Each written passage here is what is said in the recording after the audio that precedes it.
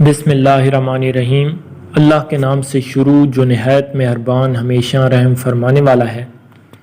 ہمارا آج کا سبق سورۃ عنکبوت کا تعارف ہے۔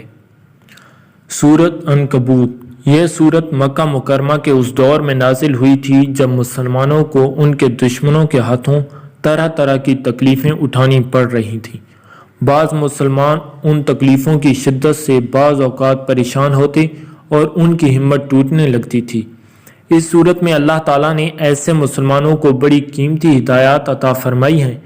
اول تو سورت کے بالکل شروع میں فرمایا گیا ہے کہ اللہ تعالیٰ نے مومنوں کے لیے جو جنت تیار فرمائی ہے وہ اتنی سستی نہیں ہے کہ کسی تکلیف کے بغیر حاصل ہو جائے۔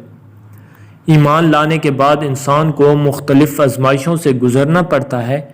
دوسری یہ کہ تسلی بھی دی گئی ہے کہ یہ ساری تکلیفیں عارضی نوعیت کی ہیں اور آخر کار ایک وقت آنے والا ہے جب ظالموں کو ظلم کرنے کی طاقت نہیں رہے گی اور غلبہ اسلام اور مسلمانوں ہی کو حاصل ہوگا۔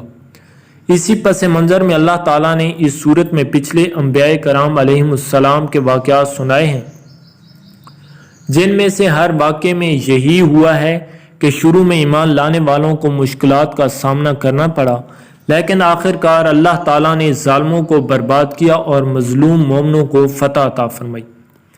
مکی زندگی کے اسی زمانے میں کئی واقعات ایسے پیش آئے کہ اولاد مسلمان ہو گئی اور والدین کفر پر بضد رہے اور اپنی اولاد کو واپس کفر اختیار کرنے پر مجبور کرنے لگے۔ ان کا کہنا تھا کہ والدین ہونے کی وجہ سے ان کی اولاد کو دین و مذہب کے معاملے میں بھی ان کی فرما برداری کرنی چاہیے۔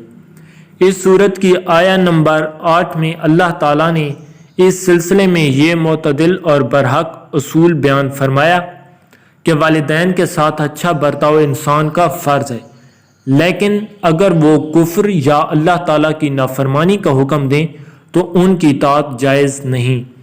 جن مسلمانوں کے لیے مکہ مکرمہ کے کافروں کا ظلم و ستم ناقابل برداشت ہو رہا تھا، ان کو اس صورت میں نہ صرف اجازت بلکہ ترغیب دی گئی ہے کہ وہ مکہ مکرمہ سے ہجرت کر کے کسی ایسی جگہ چلے جائیں جہاں وہ اطمینان کے ساتھ ساتھ اپنے دین پر عمل کر سکیں۔ بعض کافر لوگ مسلمانوں پر زور دیتے تھے کہ دین اسلام کو چھوڑ دو، اور اگر اس کے نتیجے میں تم پر اللہ تعالیٰ کی طرف سے کوئی سزا آئی تو تمہاری طرف سے ہم اسے بھگت لیں گے۔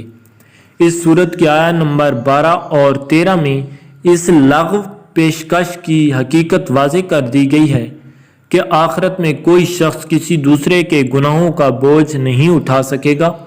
اس کے علاوہ توحید، رسالت اور آخرت کے دلائل بھی اس سورت میں بیان ہوئے ہیں، اور اس سلسلے میں جو اعتراضات کافروں کی طرف سے اٹھائے جاتے تھے ان کا جواب بھی دیا گیا ہے۔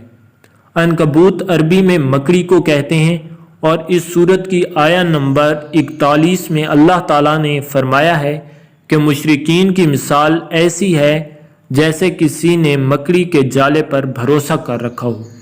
اس لیے اس سورت کا نام سورت عنکبوت ہے۔ یہ سورت مکی ہے، اس میں 69 آیتیں اور 7 رکوع ہیں۔